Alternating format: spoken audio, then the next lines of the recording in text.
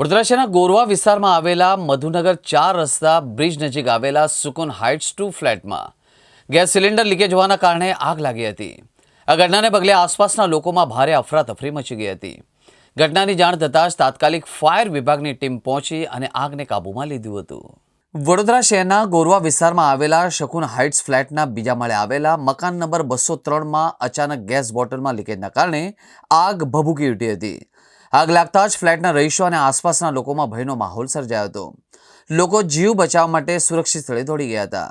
એ દરમિયાન અફરાતફરીનો માહોલ સર્જાયો। ઘટનાની જાણ થતાં TP13 ફાયર બ્રિગેડની ટીમ તાત્કાલિક ઘટના સ્થળે પહોંચી ગઈ હતી।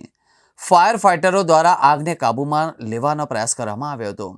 આગ પર સંપૂર્ણપણે કાબૂ મેળવવામાં આવ્યો હતો। આગ બુઝાવતા પહેલા જ વીજ કંપનીના કર્મચારીઓ દ્વારા આ મકાનનું વીજ કનેક્શન કાપવામાં આવ્યું હતું, જેથી કોઈ અન્ય દુર્ઘટના ન સર્જાય। આ આગ ગેસ બોટલ લીકેજ હોવાથી લાગ્યો હોવાનું પ્રાથમિક અનુમાન છે।